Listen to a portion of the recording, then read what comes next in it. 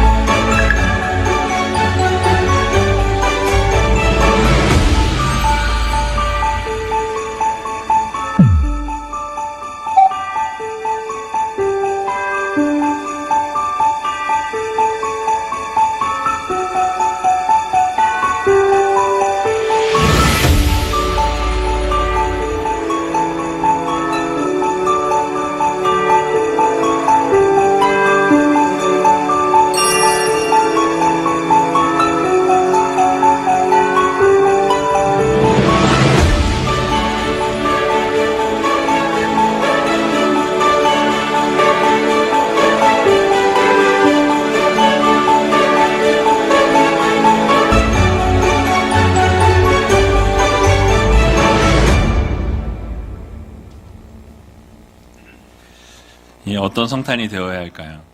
정말 예수 그리스도의 기쁨의 소식을 날마다 증거하며 살아갈 수 있는 믿음의 성도님들이 다 되시기 바랍니다. 시간이 참 빨리 흘러가는 것을 느끼게 됩니다. 오늘이 2021년의 마지막 토요일입니다. 그리고 예수님께서 우리를 구원하기 위해서 2000년 전에 이 땅에 오신 성탄절입니다. 지난 시간들을 돌아보니까 제가 한국에 와서 우이제일교회 여러분들과 함께 맞이하는 7번째 성탄절입니다. 올해도 작년과 다를 바 없이 코로나로 인해서 참 우울한 시간들을 보내고 계시겠지만 내년에는 혹시라도 코로나가 종식되지 않을까 하는 기대감을 가지고 2022년을 맞이했으면 좋겠습니다. 그래도 우울한 시간들을 보내고 힘들어하기보다는 예수 그리스도께서 이 땅에 오셨다는 사실을 우리가 기억하면서 여러분들이 주님께서 이 땅에 왜 오셨는지, 우리가 왜 주님께 감사해야 하는지, 또 주님께서 우리 십자가에 달려 죽으시면서 우리의 죄를 씻으시고 용서해 주시고 영원한 구원을 허락해 주셨다는 사실을 여러분 모두 기억하시면서 감사함의 시간을 가지셨으면 좋겠습니다. 이유가 무엇입니까? 슬픔과 어둠의 이 땅에 소망이 되시고 빛이 되시는 예수님께서 하늘 영광 보좌를 버리시고 우리를 구원하기 위해 이 땅 가운데 오셨기 때문입니다. 그래서 오늘 본문 10절 말씀을 보게 되니까 이렇게 말씀을 시작합니다. 같이 한번 10절 말씀 읽어보도록 하겠습니다. 천사가 이르되 무서워 말라 보라, 내가 온 백성에게 미칠 큰 기쁨의 좋은 소식을 너희에게 전하노라. 아멘. 자, 우리 주님께서 이 땅 가운데 오신 것 자체가 큰 기쁨의 소식입니다. 전 인류가 아담의 범죄로 말미암아서 원죄로 인해 영원한 죽음에 이르게 되었습니다. 그래서 우리는 모두가 원죄로 말미암아서 영원한 죽음에 이를 수밖에 없는 존재로 태어나게 됩니다. 하지만 예수 그리스도께서 이 땅 가운데 오심을 통해서 십자가를 지시고 죄를 지은 우리들에게 영원한 형벌로부터 탈출할 수 있는 탈출구를 마련해 주셨습니다. 그리고 이 사실을 믿는 자들에게, 또 예수 그리스도를 주님으로 고백하는 자들에게 죄를 용서해 주셨을 뿐만 아니라 영원한 하나님 나라를 소유할 수 있도록 인도해 주셨다라는 이 사실을 여러분들 모두 믿으시기 바랍니다. 무슨 말씀입니까? 우리의 영원한 숙제인 죄의 문제를 예수 그리스도의 보혈로 깨끗하게 씻어주심을 통하여서 우리의 모든 죄의 문제가 예수 그리스도의 보혈로 해결되어졌다라는 말씀입니다. 뿐만 아니라 인류의 최대 문제인 이 죽음의 문제, 어느 한 사람도 피해갈 수 없는 이 죽음의 문제조차도 예수 그리스도께서 이 땅 가운데 오셔서 그 죽음의 문제도 예수 그리스도께서 십자가에 달리심을 통하여 이 죽음의 문제까지도 해결해 주셨습니다. 우리를 대신해서 십자가에 달려 죽으시고 물과 피를 다 쏟으신 주님께서 우리를 대신해서 죽으셨기 때문에, 또 죽으셨다가 멈춘 것이 아니라 사흘 만에 사시고 부활하셨기 때문에 우리에게 산 소망, 생명의 은혜를 우리에게 허락해 주신 것입니다. 그래서 부활하심을 통해서 영원한 죽음의 나락으로 떨어질 수밖에 없었던 우리들에게 이 죽음이 이제 산 소망으로, 생명으로 열려지게 되는 놀라운 은혜를 허락해 주신 것입니다. 그래서 누구든지 예수 그리스도를 영접하고 십자가의 대속의 은혜를 믿고 하나님을 섬기게 되면 예수님처럼 죽음을 이기게 되고 승리함과 동시에 영원한 생명을 소유하게 된다라는 이 사실을 여러분들 모두 믿으시기 바랍니다. 영원히 죽을 수밖에 없었던 우리들을 구원해 내시고 그 죽음의 문턱에서 우리를 살려내시고 이제는 영원한 저 천국의 소망으로 예수 그리스도의 보혈의 은혜로 우리를 살려내어 주신 것입니다. 천국으로 인도해 주셨다라는 말씀이. 그러므로 예수 그리스도의 탄생 소식은 어떤 특정한 사람들에게만 기쁨의 소식이 아니라 온 인류, 전 인류에게 아주 큰 기쁨의 소식이 된다라는 것을 우리는 기억해야 할 것입니다. 자, 그렇다면 이 기쁨의 소식을 나만 알고 또 우리만 알아야 하겠습니까? 아니면 주변에 이 기쁨의 소식을 모르고 있는 분들에게 전해 주어야 하겠습니까? 당연히 이 기쁨의 복된 소식을 전해 주어야 한다라는 것이죠. 우리 하나님께서도 동일하게 이 복음이 온 세상 만방에 펼쳐지기를 원하시고 계신다라는 거예요. 이 첫 기쁨의 소식은 천사들이 목동들에게 전해 주었지만 오늘날에 있어서는 이 그리스도의 복된 소식을 받은 우리가 전해야 한다라는 거예요. 예수 그리스도의 기쁨의 이 복된 소식을 여러분 날마다 증거하며 살아갈 수 있는 믿음의 성도님들이 다 되시기 바랍니다. 그러므로 주변에 혹시 믿지 않는 분들이 계시다면 담대하게 예수 그리스도의 탄생의 기쁜 소식을 증거하셔서 이 기쁨의 소식이, 예수 그리스도의 놀라운 은혜의 소식이 온 세상에 울려 퍼질 수 있도록 최선을 다할 수 있는 귀한 의제일교회 모든 성도님들이 다 되시기 바랍니다. 이 기쁨의 소식이 구체적으로 어떤 것인지 오늘 본문에 말씀하고 있는데요. 오늘 본문 11절에 나와 있습니다. 같이 한번 11절 말씀 읽어보도록 하겠습니다. 오늘날 다윗의 동네에 너희를 위하여 구주가 나셨으니 곧 그리스도 주시니라. 아멘. 자, 기쁨의 소식이 지금 무엇이라고 말씀합니까? 바로 다윗의 동네에 너희를 위하여 누가 나셨다? 구주가 나셨다라고 이렇게 말씀하고 있습니다. 여기에 쓰여진 구주라는 이 단어는 소테르라는 단어가 쓰였는데요. 이 단어의 뜻은 질병이나 위험으로부터 이 구원하다, 구하다라는 뜻을 가지고 있는 단어입니다. 그래서 이 단어가 이 구약 성경에서 많이 등장하는데요. 이 단어가 등장할 때에는 하나님을 나타낼 때 쓰여진 단어입니다. 구약 전반에 걸쳐서 사용된 이 소테르라는 단어가 사용될 때마다 하나님, 바로 이 질병이나 위험으로부터 구원하시는 하나님이라는 단어가 쓰일 때 이 단어가 자주 사용이 되어졌습니다. 자, 그런데 이 본문의 저자인 누가는 의도적으로 예수 그리스도를 이야기할 때 구주가 탄생하셨다라는 이 단어를 사용하면서 이 소테르라는 단어를 사용했습니다. 이 단어를 의도적으로 예수 그리스도께 그 명칭을 붙여서 사용했던 것인데요. 누가는 바로 성부 하나님께 사용하였던 이 단어를 아기 예수 탄생하신 예수님께 이 단어를 의도적으로 사용하고 있다라는 것이죠. 바로 예수님께 적용을 시켜서 예수님이 바로 하나님이시다라는 것을 드러내기 위해서 바로 구약의 하나님께 사용하던 단어를 바로 예수 그리스도께 사용하고 있다라는 말씀이. 게다가 곧바로 이어서 이제 막 태어난 아기 예수께 뭐라고 이야기합니까? 천사가 사용했던 단어는 그리스도 주시니라라고 이렇게 설명하죠. 여러분, 그리스도 주시다라는 이 뜻은 기름 부음을 받은 주님이라는 뜻이에요. 그래서 온 세상을 구원하실 왕이다, 주인이시다라는 말씀이에요. 주님께서는 이 땅 가운데 우리를 구원할 구주로 오셨고, 뿐만 아니라 기름 부음 받은 바로 온 세상을 구원할 주인이시요 왕으로 이 땅 가운데 오신 분이시다라는 것을 천사의 입을 통해서 선포하게 하셨던 것을 보게 됩니다. 여러분, 그러니 얼마나 이 기쁨의 소식입니까?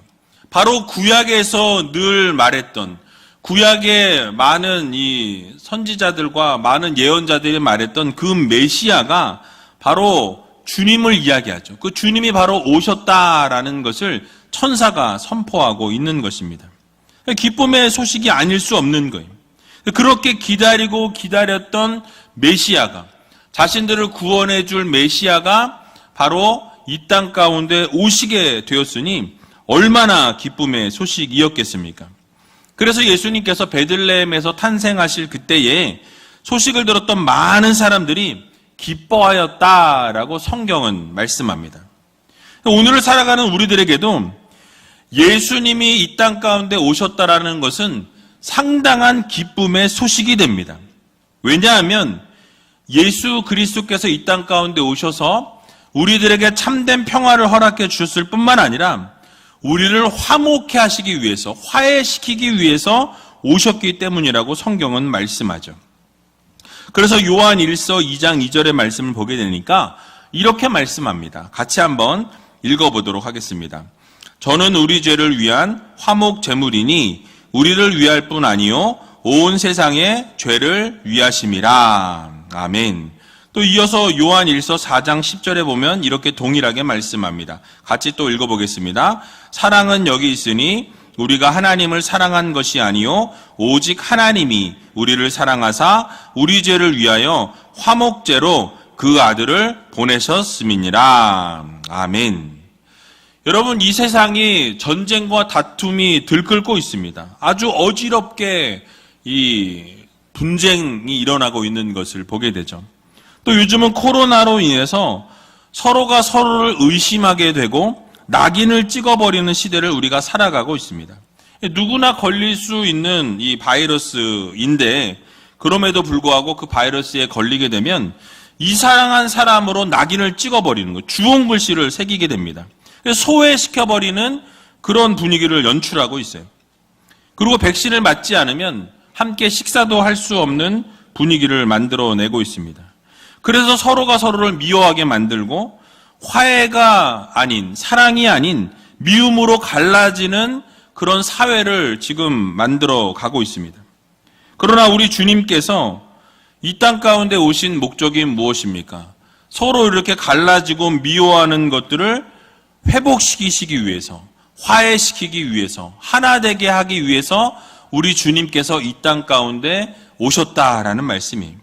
그리고 오셔서 우리의 죄를 용서하시고 우리를 죄 가운데서부터 회복시키기 위해서 우리 주님께서 이 땅 가운데 오신 것입니다. 우리 하나님께서는 여러분들을 너무나 사랑하셔서 딱 하나밖에 없는 독생자 예수 그리스도를 이 땅 가운데 보내셨을 뿐만 아니라 십자가에 달려 죽게 하심으로 우리의 모든 죄악을 그 십자가상에서 다 사하시고 용서해 주셨다라는 말씀입니다. 즉 화목 제물로 주님을 이 땅 가운데 보내셔서 하나님과 인간의 멀어졌던 그 관계를 예수 그리스도의 보혈의 피로 말미암아서 십자가로 말미암아서 화해케 하시고 가깝게 만들어 주셨다라는 말씀이죠.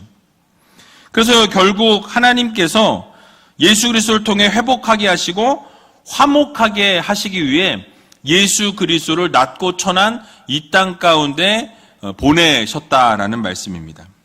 그리고 서로 갈려지고 나뉘어졌던 우리의 관계를 하나로 묶으시고 회복시키시고 화목해 하기 위해서 예수 그리스도께서 이 땅 가운데 오신 것입니다. 그래서 사도 바울이 에베소서 2장 14절에서 18절의 말씀을 보게 되면 이렇게 설명하고 있습니다. 좀 길지만 같이 한번 읽어보도록 하겠습니다. 그는 우리의 화평이신지라 둘로 하나를 만드사 중간에 막힌 담을 허시고 원수된 것 곧 의문에 속한 계명의 율법을 자기 육체로 폐하셨으니 이는 이 둘로 자기의 안에서 한 세 사람을 지어 화평하게 하시고 또 십자가로 이 둘을 한 몸으로 하나님과 화목하게 하려 하심이라. 원수되는 것을 십자가로 소멸하시고 또 오셔서 먼 데 있는 너희에게 평안을 전하고 가까운 데 있는 자들에게 평안을 전하셨으니 이는 저로 말미암아 우리 둘이 한 성령 안에서 하나님께 나아감을 얻게 하려 하심이라. 아멘. 자, 길게 읽었지만은 요약해서 말씀드리면 예수님께서 이 땅 가운데 오신 것은 하나님과 인간 사이에 멀어졌던 이 관계를 회복시키기 위해 이 땅에 오셨다라는 것을 말씀하고 있는 거예요. 그래서 하나님과 인간 사이에 죄의 장벽으로 인해서 하나님은 죄가 없으시고 우리는 죄가 있기 때문에 하나님과 함께할 수 없는 운명에 처해졌지만 예수 그리스도를 이 땅 가운데 보내심으로 우리의 죄를 깨끗게 씻으셔서 이제는 하나님과 우리가 연합하게 되고 하나님과 함께하게 되고 하나님과 하나 될 수 있는 귀한 장을 마련해 주셨다라는 것을 말씀하고 있는 것입니다. 그래서 결국 하나님과 사람 사이도 예수 그리스도께서 회복시키시고 이제는 사람과 사람 사이에 가로막고 있었던 이 율법과 관습의 장벽도 예수 그리스도의 은혜로 허물어내셨다라는 거예요. 그래서 읽었던 본문의 말씀과 같이 둘로 하나를 만드셔서 막힌 담을 다 헐어내셨다라고 이렇게 설명하고 있습니다. 결국 중간에 막혀있던 모든 이 담의 문제들을 허물어내심으로 하나 되게 하셨다라고 우리들에게 말씀하고 있는 것이죠. 그리고 하나로 만드실 때 무엇을 가지고 하나로 만드셨다고 말씀하고 있습니까? 십자가로, 바로 보혈의 피로 나뉘어졌던 모든 것을 하나 되게 하셨다라고 이렇게 말씀하죠. 죄와 저주와 영원한 형벌로 우리가 죽을 수밖에 없었던 우리들을 십자가의 은혜로 보혈의 피로 말미암아서 우리를 살려내셨다라는 거예요. 그래서 이제는 화평과 은혜와 사랑으로 바꾸시고 원수되었던 모든 것들을 다 소멸시키셨다라고 이렇게 말씀하고 있는 것입니다. 여러분 얼마나 은혜입니까? 막혔던 모든 이 벽들이 예수 그리스도의 사랑으로 녹여주셨고 예수 그리스도의 보혈의 피로 모든 것을 덮어주셨다라는 이 사실을 여러분들 모두 믿으시기 바랍니다. 그래서 갈라디아서 3장 28절에 보면 그에 대한 예로 이렇게 우리들에게 말씀하고 있는 것을 보게 됩니다. 같이 한번 읽어보겠습니다. 너희는 유대인이나 헬라인이나 종이나 자주자나 남자나 여자 없이 다 그리스도 예수 안에서 하나이니라. 아멘. 그러니까 모든 계층과 모든 갈등 속에서 있었으나 예수 그리스도로 이제는 하나 되었다라는 메시지를 우리들에게 말씀해 주고 있는 거예요. 여러분, 예수님께서 이 땅 가운데 오셔서 유대인이나 헬라인이나 또 자주자나 종이나 남자나 여자나 예수 안에서 하나로 묶어주셨다라고 이렇게 말씀하고 있죠. 이 말씀을 풀어서 설명을 드리면 예수님께서 이 땅 가운데 오시기 전에는 무엇이 존재하고 있었다라는 것입니까? 바로 서로 계층과 계층 간에 차별이 있었다라는 것을 말씀하고 있는 거예요. 그래서 율법에 의한 차별이 아주 크게 존재하고 있었다라는 것을 우리들에게 말씀해 주고 있는 것입니다. 그래서 인간들 사이에는 이 율법과 이 모든 것들로 인해서 반목이 있었고 서로와 서로 간에 갈등이 있었다라는 말씀이죠. 그래서 이스라엘 백성들과 이방인 사이에서 여러분 어떠한 것이 존재했습니까?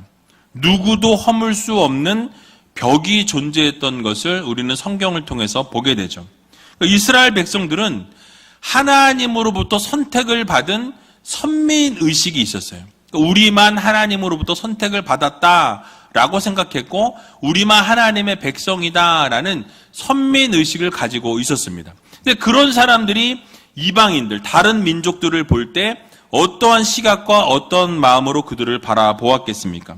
바로 이방인들을 향해서는 구원받을 수 없는 무가치한 존재들이라라고 이렇게 이스라엘 백성들은 생각했습니다.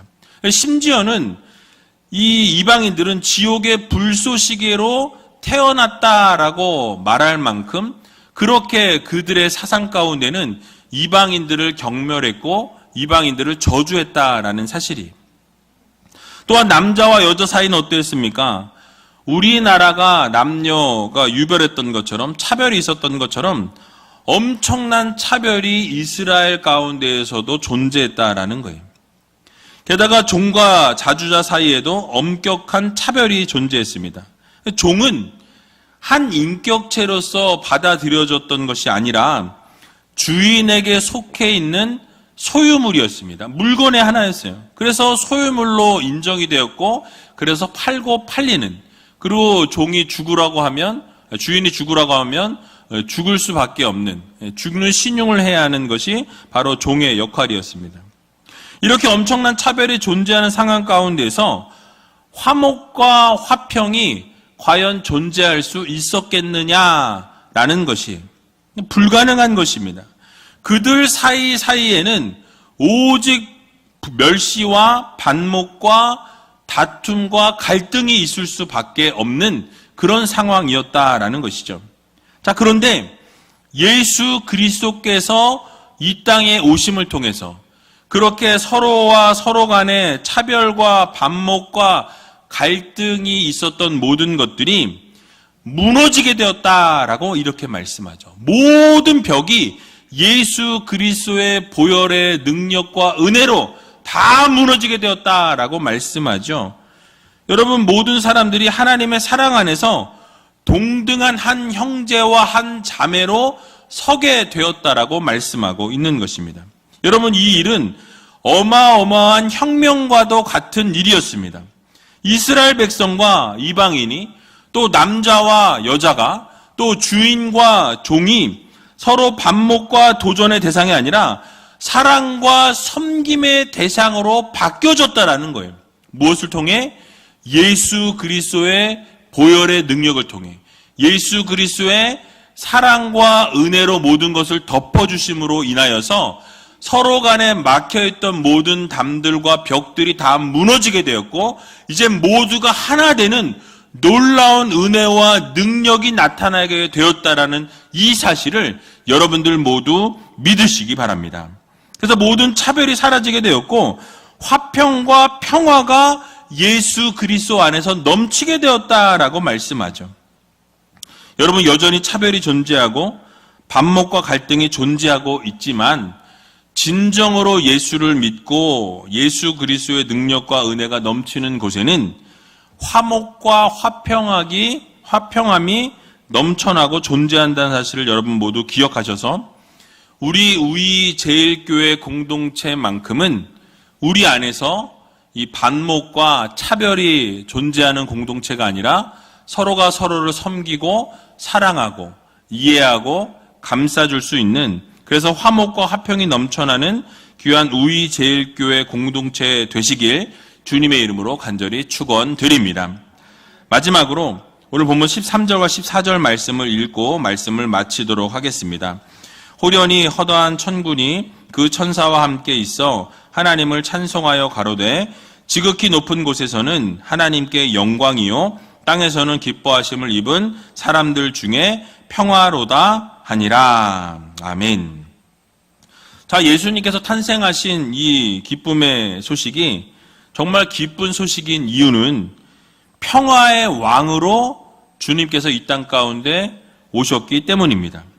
여러분, 이 세상 어디를 보아도 참 평안과 평강이 없는 것을 보게 되죠.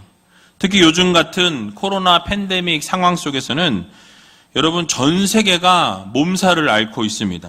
어디를 가도 기쁨이 없고 즐거움이 없고 평화가 없어요. 우울한 시간들을 보내고 있는 것을 보게 되죠. 이런 현실 속에서 우리가 우울한 마음을 가지고 우울하게 살아가는 것이 아니라 바로 예수 그리스도께서 허락해 주신 평안과 평강을 맛볼 수 있는 우이제일교회 모든 성도님들이 다 되시기 바랍니다. 여러분은 어떻게 하면 우리가 평안과 평화를 누릴 수 있습니까? 바로 우리 주님께서 우리와 함께 하시고 정말 낮고 천한 자리에 오셔서 우리의 모든 죄를 용서하시고 은혜를 날마다 부어주신다라는 것을 생각해 보면 우리는 우울할 것이 아니라 감사해야 하고 정말 처져 있을 것이 아니라 기쁨으로 즐거움으로 나아가는 그런 삶을 살아가는 성도들이 되어야 할 것입니다. 그래서 주님께서 허락해 주시는 참 평안과 평강을 날마다 맛보며 살아가는 성도들이 되어야 한다라는 사실이.